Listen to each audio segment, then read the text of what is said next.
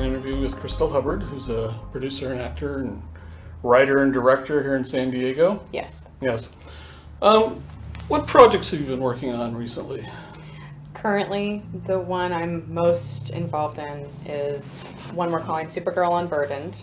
Okay. And what we're doing is we're trying to take advantage of the fact that direct new media outlets like YouTube exist, where in our case, there's a whole community of people who are comic book readers and fans. And it's good practice for figuring out how to do a project from beginning to end, making it look as professional as possible, having a medium that already has marketing there for you. And you put it out directly on YouTube. We don't own the product. This is something we just do for fun as fans. But it's something people easily become very enthusiastic about. This has been about a year and a half of work, from story concept to an attempted teaser trailer, to a successful teaser trailer, to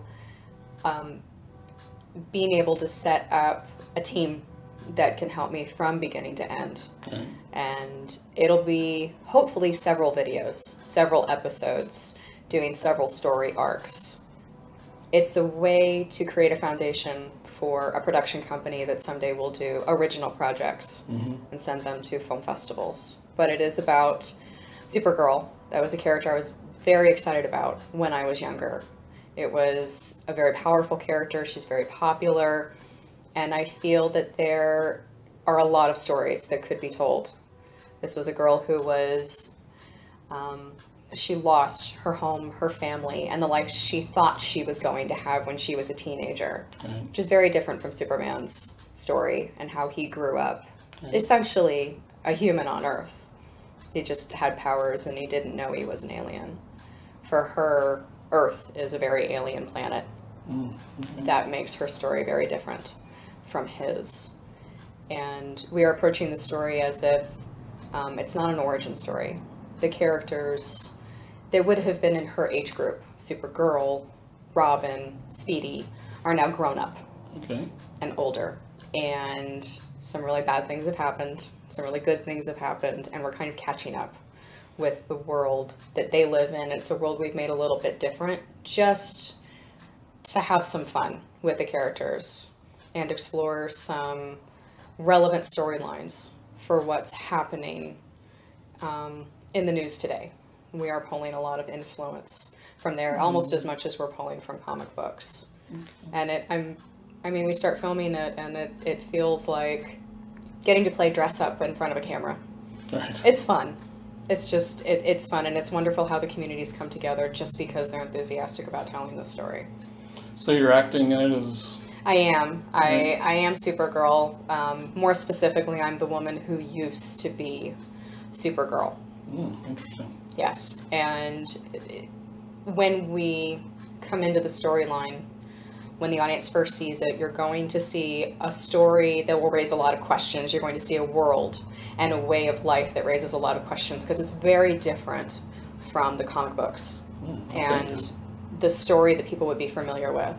So as we go through the current story arc in the show, you're going to be getting flashbacks explaining how their world at that time came to be what it is. And that's how we're going to kind of differentiate ourselves. Cool. Yeah. Yes. Where did the idea come from? It was a collaboration. It came from an awareness mentioned several times from several sources that there were very few female-oriented entertainment. Well, I don't know saying outlets for it, but if you were simply wanted to sit down and watch a show, it was going to be about a man's origin, a boy's origin. And quite frankly, right now, there are more girls reading comic books than there are boys in some parts of the country. And more girls and women involved in these storylines. And I think that just speaks a lot as to the universal resonance that the plots have. So, of course, there have to be more women out there. There has to be more of an influence allowed in the community.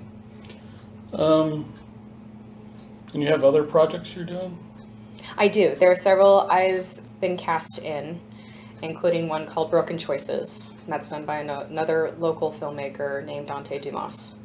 And that is, I'm not going to give away too many plot points, but it's a very down-to-earth storyline where people have made bad decisions. Some people are trying to make up for them, and some people are trying to pretend they never happened. But it's for me, it was a chance to portray a character that seems to be one person, but actually turns out to be something else, but not in a way that you would expect. Oh, interesting. And while that sounds very complicated, it's just something in a community where there can often be a lot of cookie cutter parts and scripts. Right.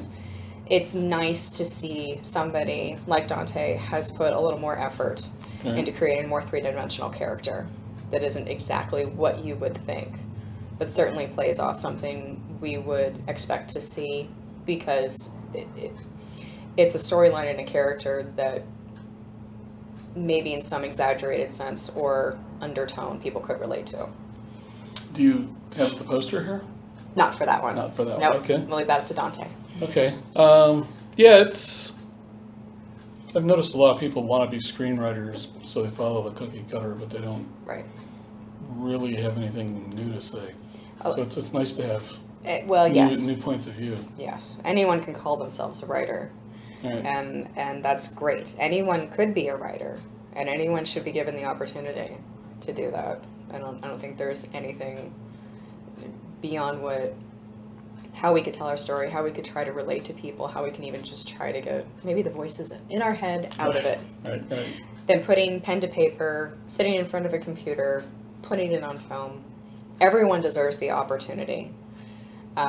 What becomes disappointing, I think, for a lot of people is wanting acknowledgement without putting in any of the real work that a lot of great writers have put in. Yeah. And understanding. It's you have to see who you're going to be compared to and why. Yeah. To understand why some people would expect a little more effort on your part. Don't be surprised. Yeah. Yeah. I relate to that as a musician because I spent 40 years practicing guitar, and I see people wanting to get on stage after 2 weeks. Yes. You're like, well, it takes a little bit more than that. I'm sure that could be frustrating. Yes. How do you pick a project? Well, if it's one that I want to be a part of behind the scenes, then I'm really drawn to the enthusiasm of the current team, or even the current creator behind it. It could be a writer, it could be a team of people that have already begun to assemble. It's an idea that they already believe in. That's a big step. Scripts can be changed, stories can be tweaked. Any of that technicality can be there, but if there's enthusiasm because there's something real behind the story, not just because people think it's an idea that people will like to see on film because, hey, I saw that scene in that movie that time and I think I can do something like that. No, it's a real story that they're trying to tell. This is something people are really connecting over. I see enthusiasm based on that, and right away, I think there's a lot of potential there and an opportunity to be part of a team that I'd be proud to make something with. So I'm looking for sincerity and enthusiasm based on a good foundation. Okay. Yeah. Well, you're like, really, I mean, you're a producer, an actor, a writer. What all do you do? Well, when I was in New York, I was taking a lot of courses on theater. I read a lot of books, and what it came from was I would go to an audition and I'd realize there's something I could have done better. There's a reason I didn't get the part. There's a reason that casting director said that to me, or directly take the advice from that casting director. And as you get into the theater community, just like you do with the film community, you start hearing about people's great experiences, people that they've worked with, somebody that they got to train with, lots of courses, lots of classes. Those turn into workshops, and you get to work with different directors. And at a certain point, I woke up one day and I was directing a show. Huh, cool. It just kind of snowballed into that. I was happy to do it. I was working with people I wanted to work with. I was working on a project that I felt we could put a new twist on. So it was very simple. We rented out a theater and we rehearsed for 2 weeks and we put on the show for 2 weeks. And we kind of almost sort of made our money back. Right. Sort of. That was that first time I was like, no, if I'm going to do this, if I'm going to attempt to be a director, then I have to keep going with the acting. I have, because that's what works for me. That's not what works for everybody. So I hesitate to say that I am a director. I think I'm somebody who can do the work of a director on a certain project because I've been an actor. I've been on the other side, and I have been involved in groups and projects where I've seen amazing progress made based on wonderful teachings that I got in New York and techniques. And I want to bring that experience in if I feel that that's appropriate for me to do, if I am confident in my ability to do that. So I do direct, but it's hard to say that I am a director as so much as I do it. Right.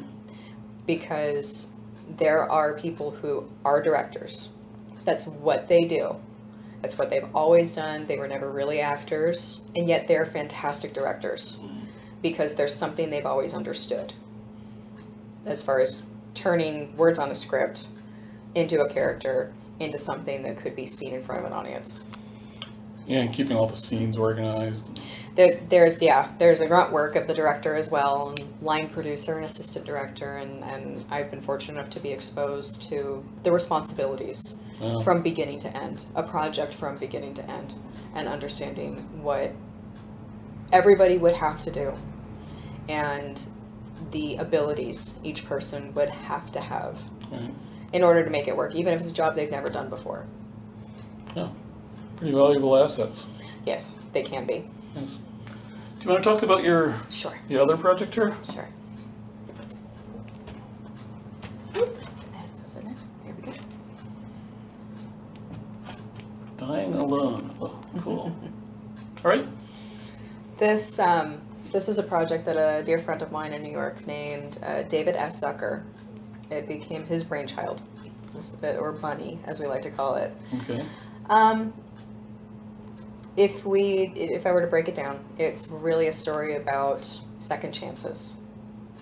The theme, the feeling behind it is that everybody deserves a second chance at life, especially. Sometimes there are moments where, like a diagnosis, could feel like the end of something.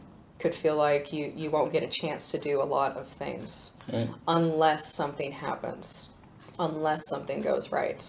So this was a way to explore that theme.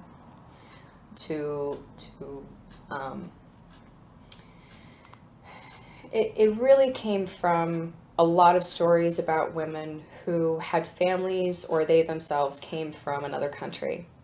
Here in the United States, it's very normal. It's always talked about to have things like breast exams, to have awareness of treatments, to talk about it in the family.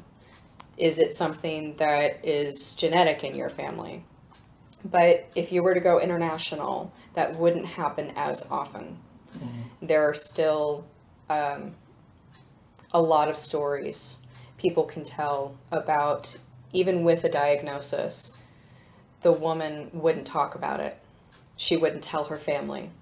And she would allow the disease to take her life.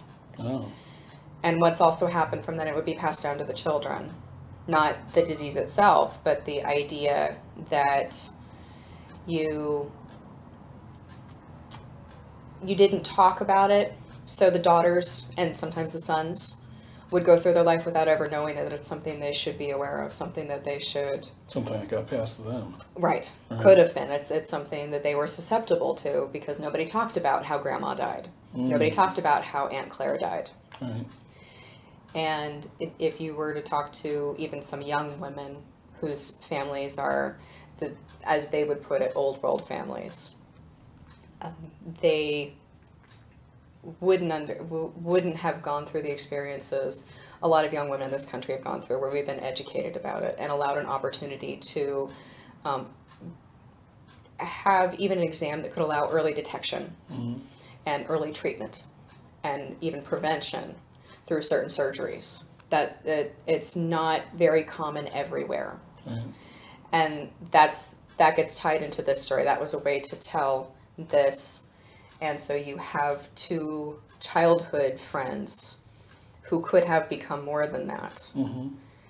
And with the theme, everybody gets a second chance, the question becomes, do you get a second chance at everything, including a life filled with the love you always wanted? But it's a way to tell that story and explore that theme. Which we all want. Everybody wants. Everybody hopes for. We all grow up as little kids, dreaming and hoping, and it's hard for a lot of people, but some people have lived it. It's hard for a lot of people to imagine a day in your life where you realize you may not get the chance to do all of that. But if it is found, any disease, in this case we not using breast cancer, but that became a way to tell the story.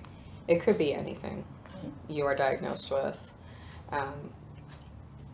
It could be cured. It could be successfully put into remission. For a lot of people, it feels like a second chance. Because it could have gone the other way. But now they get to live. That's the running theme of this production.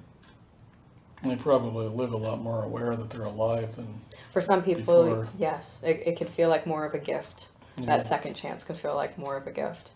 But that theme of everyone deserving a second chance, if the opportunity comes for whatever reason, I think is very relevant.